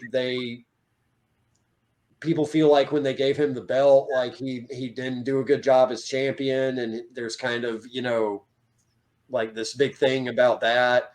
Cause if you think about it, like ever since he lost that title and they made such a mess out of the title after they did like the double belt thing and the new championship and whatever else I've lost track of it at this point, but he really hasn't been close to the main event picture since then. No, you're right. And like he got bumped down the ladder and like lost his push and all that. I just wonder what he did. I mean, it could just be one of those things like just personality conflict or something. I mean, he's got a history of being kind of an asshole apparently at certain times. Yeah. But I'm a huge fan of his work too. I love his in-ring stuff as well, but it's amazing. Yeah. I think for all those reasons, and also he's not the focus in LIJ right now by a long shot. No, that's true. So yeah. I think it just kind of makes sense for it to not be him, basically, based on all that. Ishii, I agree with you. He could well end up being like the MVP of the G1, like he almost always is. But You go know, like like he seems to always just step it up a notch. And I mean, he's the one that and I'm sure almost everybody else looks forward to the most seeing in the tournament every year. But he's, if he was gonna make like a run and everything, it would have happened by now. In all honesty, Yeah, I mean, the man is, I think he's about 45, 46 years old. I think. Yeah, but he's a turtle. They age differently. That's true. I was going to say, because I have a couple people on this list of people that might stop doing G1s in the next couple of years. I think Ishii's still going to do a couple more. It's somebody in the last block that I have a feeling it's winding down for them, but Tanahashi, maybe. Yes. Yeah. So that's not just because of last weekend where he couldn't bend his knees, but yeah, he had a rough time in AEW. Yeah. Even though I thought the match with MJF was good, I enjoyed it, but I was like, I don't know. It's hard to watch him hobble around like that. He gets around as bad as Matt Hardy almost. Oh, still love Tana though. Oh, of course. Yeah, no, but yeah, going through the rest of these guys in Group C here, Tama is tempting, but like again, I'm resorting back to internet rumors with him. Like supposedly he was like that close to being in WWE before they went through the merger, and they supposedly didn't have the contract signed at that point, and so they're going through a merger. There's a hiring freeze, so I think it's one of those deals where like he's sticking with New Japan for another year or however long he needs to, but the writing's on the wall. Because I mean, if you remember, Finley absolutely squashed him. What was that, Dominion? Actually, it was a few shows back. It was at Dominion. Yeah, and so there was that, and I mean, and that's coming off of what you touched on, like his like really surprisingly great run as a babyface. He was such a good heel for such a long time. I just never would have expected that from him, but he was. And I think that might honestly be what got him the job in WWE, or almost got him the job in WWE, just because he turned so many heads. I mean, he proved at that point he could be a heel or a babyface, and so I don't know. I mean, I think whoever else comes out of this group, they're not going very far after that. Like it's just they're just kind of there to have somebody advance, and that's like a good showing for Eddie.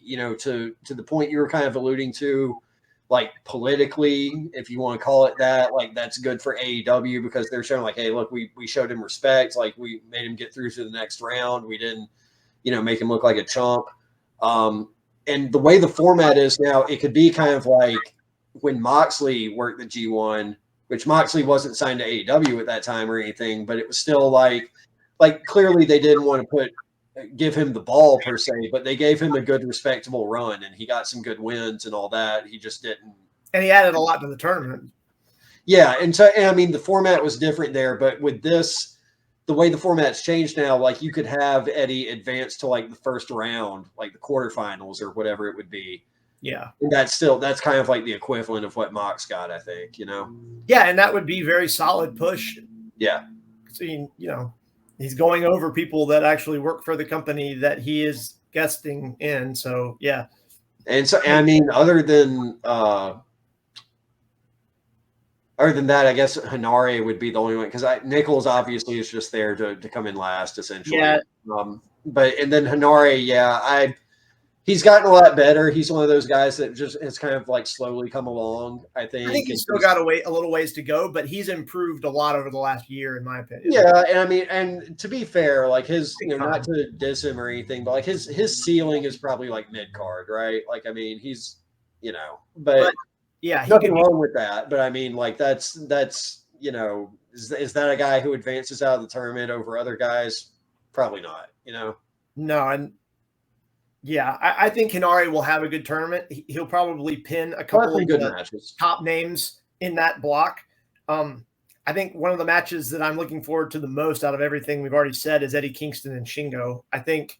Oh yeah, they're gonna just about murder Eddie each and Ishii other again too, obviously. Yeah. The only reason I didn't say that. Shingo and Ishii for that matter, but yeah.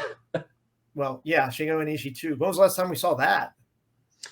I don't know, but it can never be enough. No, that's what I'm saying. I know Eddie and Ishii had a match just a couple of months ago, which was awesome. Yeah. So they'll have another one.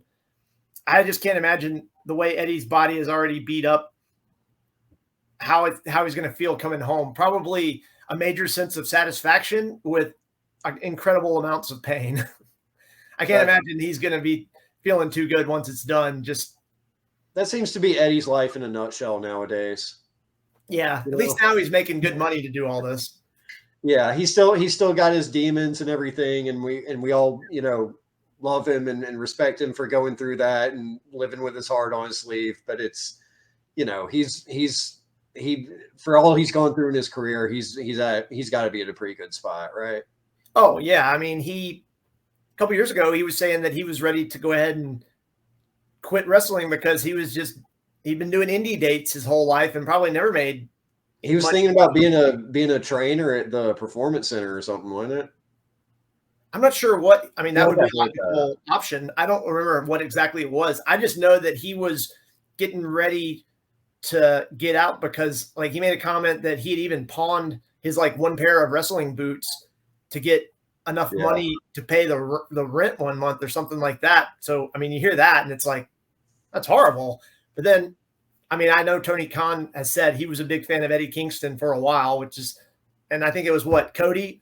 Cody got him the job. Cody got him in the open title tournament thing he was doing as the first TNT champ. And I remember, Eddie got over and he had a good match. And a couple of weeks later, they're like, oh yeah, he works here now. And then later that year, he's main eventing pay-per-views. So Eddie is awesome. Oh yeah. Gotta love the guy. Yeah. All right. So we at least had a slightly different opinion there on our guy number 2 from Block C. That's, you know. Yeah, I'm still going to go. Maybe this is just wishful thinking, but I'm still going to go with Shingo and Finley. It's, you know, like, it's one of those things. I could see it with Shingo even after everything I said, you know, because it's just, you know, he's not like, he's got the credibility, if nothing else, you know. Yeah, he's not going to win the tournament. Right. I think he would be a great winner, but if he's been in the doghouse, clearly he's not going to win the tournament. But and he knows, it would make sense from how true that is, but you know, yeah. I mean, it would make sense from a storyline perspective if he won and then was able to get a shot at his former stablemate Sonata, who, you know, I think that's going to be reserved for somebody else, but would be good. I mean, as many Shingo matches as we can get, obviously the more the better. But so, all right, now we're to the last block. And I think this is actually a very interesting one too, because maybe not as much as the block A, but so we got Tanahashi. This is 22nd G1. I mean, Jesus. That's crazy. I saw a stat that he had it was like 200 some G1 matches that it worked out to however many hours he had been in the ring for that. Right. It's just nuts. And no surprise that he's physically falling apart. Human body can't take so much, but you know, we mentioned last weekend, still absolutely gorgeous though. Oh dude, I met him in person and was just like, and we didn't even speak the same language and I didn't know what the hell to say to him. So there no words needed to be said, I'm sure. I just said, "You're a beautiful man." And he said, "Huh?" But he knew. He knew before I said it. Yeah. Oh yeah. So we got Tanahashi, we got Zack Sabre Jr., always a threat to make it far in the tournament because they always push the fact that he's a great tournament wrestler. Right. Because he won like one tournament one time, right? Well, he's won the New Japan Cup twice now, but apparently... Oh, was it twice? Apparently he won several tournaments over in like Rev Pro and stuff too, so... Yeah, okay. I don't watch Rev Pro, so I can't say, but I'm sure they're embellishing to a degree. But yeah. Then we got Shane Hayes. He's always a threat. Yeah. Shane Haste, which him and ZSJ, I mean, they're in a stable together. That should be probably the most interesting match for Shane Haste. And I think Shane Haste is a little better than Mikey Nichols if I had to pick. But, I mean, there's still two mid-card tag wrestlers who I didn't picture being in the G1. We got Alex Coughlin, or I think it's Coughlin, Jeff Cobb, Goto. I looked it up and actually couldn't find anything saying exactly how many G1s Goto has been in, but I'm pretty sure it's like it's got to be up there. It's got to be close to 20. And then we got Yano and Tetsuya Naito. And it's Naito's 15th G1, so he's another one that's had. It's amazing his body's holding up at all to the degree that it actually is. Anyway, yeah, and I feel like he's definitely lost a half a step over the last few years. But considering, like, how would you not? I mean, I don't consider that a knock on the guy or anything. Well, he had. I don't think anybody got more bang for their buck at Forbidden Door than he did. And this is another one that I think that I'm totally stealing from, somebody I saw pointed out somewhere else on the internet, but like he got a big entrance, got treated as a big deal, took like no bumps in that match, left his shirt on the entire time, like it was a New Japan Road show, and then he gets the pin. And it's like, tranquilo, man. That's and and that's a big payday too for him. So yeah, and he was teaming up with Sting and Darby, right? Yeah, Darby. Yeah, he's letting Sting take all the bumps, Exactly, yeah. Yeah, no. I love it. He's definitely a work smarter, not harder kind of guy. Oh, it was totally on program. Yeah, it's great. I mean, hey, he's got the G1 coming up that's obviously going to be extremely physically demanding. I don't blame him for not wanting to go crazy in a match where he's got other people in there that can do some of the work and risk being hurt going into the G1. I mean, no, they're not all, into being dropped on their head right before that. So, it's. And I've seen Naito take some pretty scary. Oh, hell yeah. Not lately, but I remember, you remember his feud with Kota Ibushi a few years ago where that was basically they were just trying to kill each other. No, that's like one of the few good things about Ibushi being like semi-retired or whatever's going on with him now, is that like him and Naito won't get the chance to cripple each other for a while. They were trying very hard and Jesus, they've had some ugly matches, man. Oh, remember the German, or it was like a German suplex on the apron Ibushi basically just hit his head on the apron and the rest of his body went straight to the ground and his neck was like. Well, and they always spike each other like one way or another, in that whether it's a suplex or like a poison rana or something, like it's like, I'm sure it's not that they're actually like being reckless or whatever, but it honestly just seems like it's like a real fight, and like people do ridiculous moves like that in real fights, but like it honestly comes off like two people actually trying to hurt each other. Yeah, I would imagine that they probably just have an understanding with each other that, hey, go hard.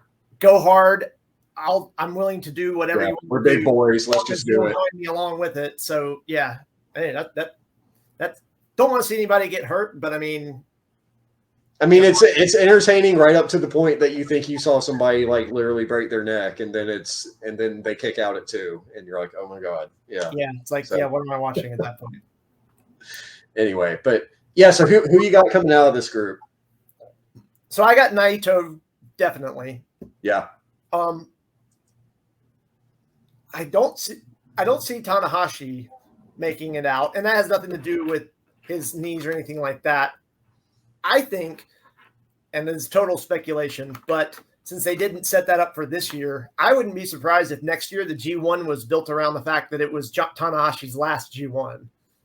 Because they did that with, or maybe not built around him, but that's his storyline. Nagata did it a couple years ago. He had his last one. Yeah. Of course, he could get around better than Tanahashi right now, but. Well, he doesn't do a frog splash. No, he doesn't do a frog splash. That's true. Yeah.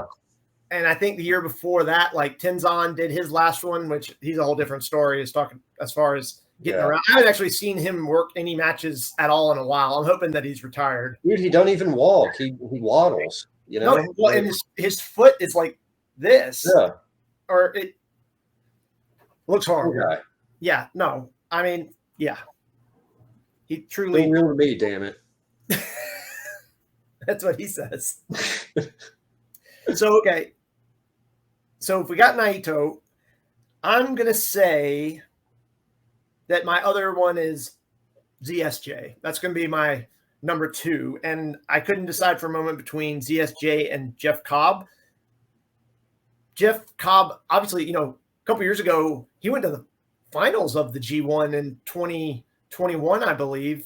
Did he? That or he got beat by, or maybe he got beat in the semifinals or something. But that was the year where he started out. He almost ran the table. He was like 8-0 or something, and then finally lost. I do remember when they gave him that little monster push. Yeah, he was being pushed really hard.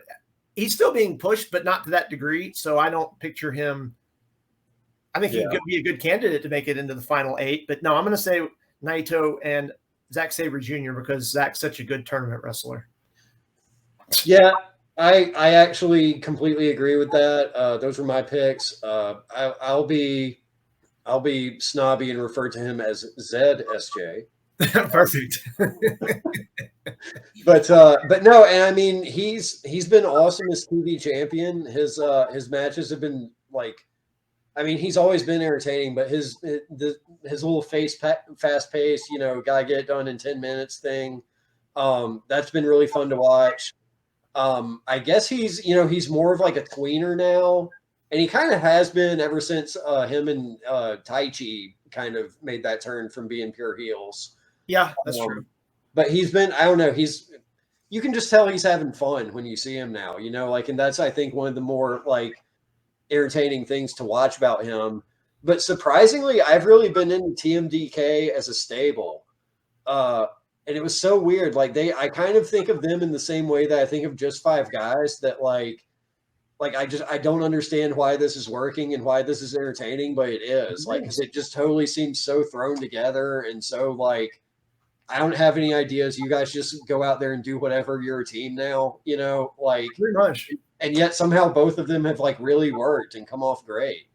Yeah, I think Robbie Eagles is a great addition to TMDK to form it out as a full-on group.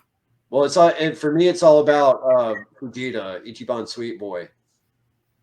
They had their own young boy that's having a nice little gimmick, and he's clearly that's somebody that's going to be a fucking star. I'd say he's super talented too. I remember I've only seen a handful of his matches, and they were all like 6-mans or whatever with TMDK. But no, he is very good.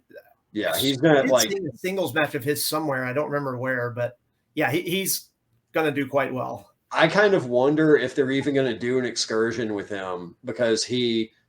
Number one, I don't know that it's necessary. Like it probably hasn't been truly necessary for a lot of young lions. Like there's a lot of them are clearly like ready when they're still doing like their simple matches and stuff. But like they're kind of, they're letting him have a bit of a character, and I think I might be wrong about this, but I think they did kind of let him work like some of the shows they were doing in like Australia and the Philippines and stuff.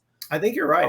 I didn't see obviously I didn't see them, but I think I saw some results, and I believe you're probably right. Yeah, I mean, he's basically I think they were letting the other like Oiwa and the other young lions do it too, but like so that's not exactly an excursion, but like he's getting reps and he's getting travel experience and all that. I don't know. I could see them like just letting him skip a grade, so to speak. But anyway, back to the D1. Like I think just basically. For all those reasons, it makes sense for Zack to be the other man out of the group, and Naito just seems like the obvious choice. I think we're building to a match with him and Sonata at some point. Clearly, it's just a question of whether, in my mind at least, it's a question of whether that's the Wrestle Kingdom main event or if just Naito scores a pin over Sonata at some point. Like not in the finals, but just at some point in the tournament, and that's what like earns him, like the shot at like, King of Wrestling or whatever. Right, like if they met in the quarterfinals or something like that. Yeah, but that's like, I mean, to me, that seems like, and I think Tsuji is going to factor in some way because it seems like there's some kind of little tension between him and Naito. Yeah. but like clearly at some point we're building the Naito versus Sonata. I could see that being the Wrestle Kingdom main event. I mean, Naito's actually my pick to take the whole tournament.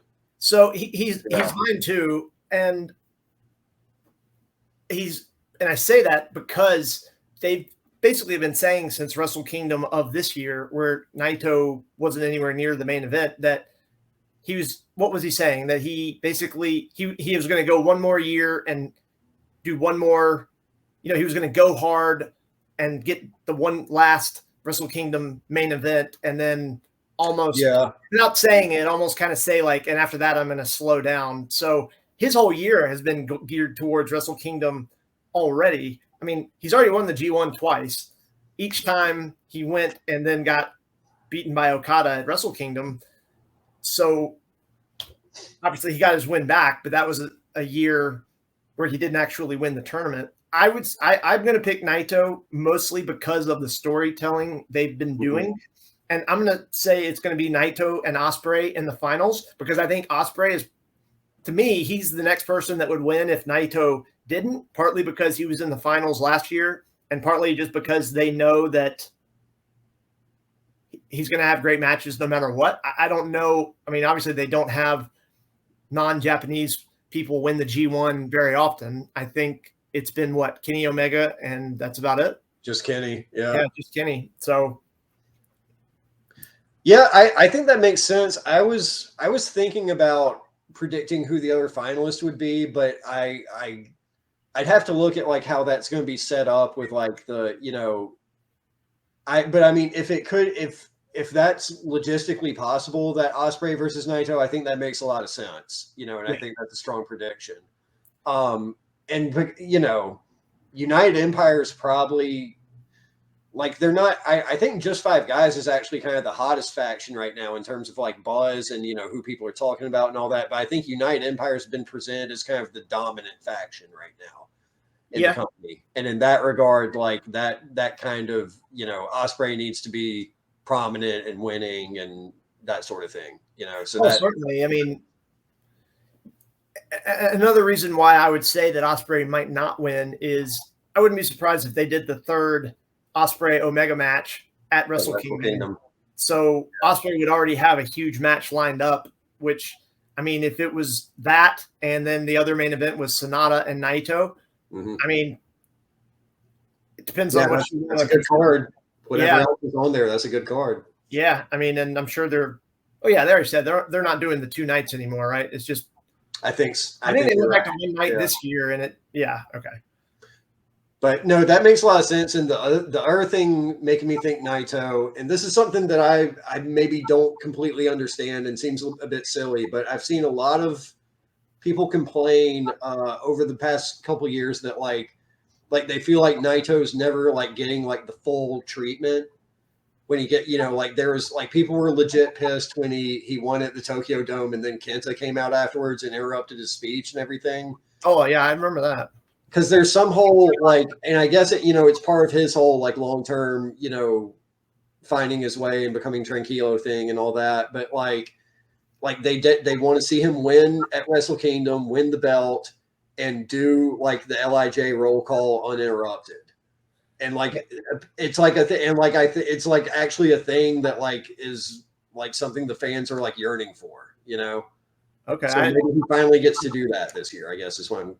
No, that makes a lot of sense. And I mean, I had not thought about the Kenta attack at all. I do remember that a lot of people that got a lot of heat, like genuinely, because people were particularly with the Japanese fans, I think. Right, because I mean, part of what they come there for is the post-match interview, especially in a big, huge match like that, where they're holding the trophy and there's confetti everywhere and doing an interview, doing their celebration. I know that seems a little odd for me because I'm not used to that from any American booking. It's part of the tradition, though, I guess. It's the tradition. Basically every show in Japan, the winner of the main event ends up cutting a promo, and half the time they have somebody out to maybe talk and set up another match, but not very often is someone winning at that.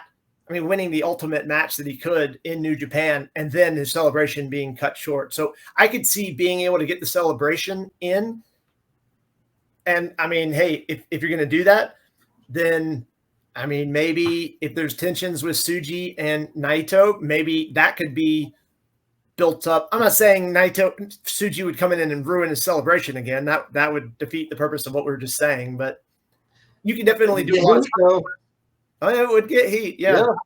I mean, I don't know how many people at that point could turn on LIJ without them starting to look a little stupid. But I mean, Sonata didn't even really turn. It was almost like he just left, and they made it sound like it was amicable, but like, yeah, but that's kind of a two-way street with if that's going to be Naito's character though, because if he is going to be all chill about everything, then like, okay, fine, like he wants his revenge and stuff, but it does make sense that his reaction would just, at least with Sonata leaving, would be just kind of like, all right, whatever, fuck you too, dude. You know, like, it's like you weren't really lighting the world on fire when you were with us anyway. So, I mean, I do still feel like, well, and actually, I'll take back what I was about to say, but like, because when Evil turned, like they treated that differently. You know, like Hiromu came out and was like actually pissed off and tried to, you know, fight and everything like that. Yeah. Still think it was a miss that the rest of the stable didn't come, but that's kind of a difference in Japanese booking, I guess. But you know, they at least did. That was a very different picture than the way Sonata did it. And, you know, and Sonata was, from what I gather from the translation, was semi-respectful and did kind of make it clear, like, yeah, I'm done with you guys and all that. But like, you know, he didn't bash him in the head with a chair or whatever. So, right. Yeah. Yeah, no, I think you're right. I mean, and obviously they're building to Naito and Sonata at some point. I don't know if that means that that's who Sonata is going to drop the belt to. I mean, if Naito wins the G1 and then goes on at Wrestle Kingdom to beat Sonata and be champion, maybe that's their redo from 2020 of getting him his long title run where he's actually in front of crowds. I mean, yeah, I kind of feel like that would run its course. Yeah, well, it would kind of have to, because I mean, he's, you know, he's done it several times. It's kind of, I mean, he, you know, you mentioned how, you know, he was kind of alluding to, you know, slowing down or whatever. And I mean, he had, like, this is kind of like the last window of time that he could be champion. Yeah, because he's not that far behind Tanahashi, and, you know, and all that. I mean, and yeah, I mean, and with Naito, his knees have been totally screwed up, even going back to when he first tore one of his ACLs or something, or PCL, or blew out his knee back in like 11 years ago. And then he's just banged up everywhere at this point. But he did that, and then he wrapped it up and he did the G1, which is absolutely insane. But he was having injury problems and starting to fall apart early. So, and then he got into letting people like Ibushi drop him on his head repeatedly, and he's got it on both ends. So there you go. But yeah, no, he's my pick. So I'm picking Naito and Ospreay in the finals. Naito wins. I'd kind of rather see Ospreay win, but I don't know if they'd be willing to do that. And again, Ospreay's probably got other plans for Wrestle Kingdom anyway. But yeah, I don't think it makes sense for Ospreay this year. I could see him potentially making the final. I could see Okada possibly making the final too. Again, it all just kind of depends on how those actual brackets work out. I should have done more homework on that before this call, but yeah, Naito is my pick as well, regardless. Are we about to get cut off like in a minute and a half here? Yeah. Okay. Or at least I think so. Yeah, but I'll say, I guess, just to wrap up, I appreciate you inviting me on. This has been a lot of fun. Yeah. And yeah, let's do it again sometime. Let's see how you know, true our picks come in this G1. And yeah, good times. I mean, we could even, once G1 starts, I don't think we would be able to review every single one of those shows by any means, but we could check in and give an overview of a week or something like that as it's going, just to that could work. And then from like the last 2 or 3 shows or whatever, right? Just to keep up to date, and then, you know, maybe look at something for the finals. But no, I thank you very much for joining me. This has been awesome. We talked for longer than I expected, and I mean, obviously, I could talk about this shit forever anyway. So right. All right. Well, appreciate it. Hopefully, I'll be back on. And yeah, thanks again, dude. You're welcome. I hope you have an awesome day, and I will see you later. And I'll see y'all later too.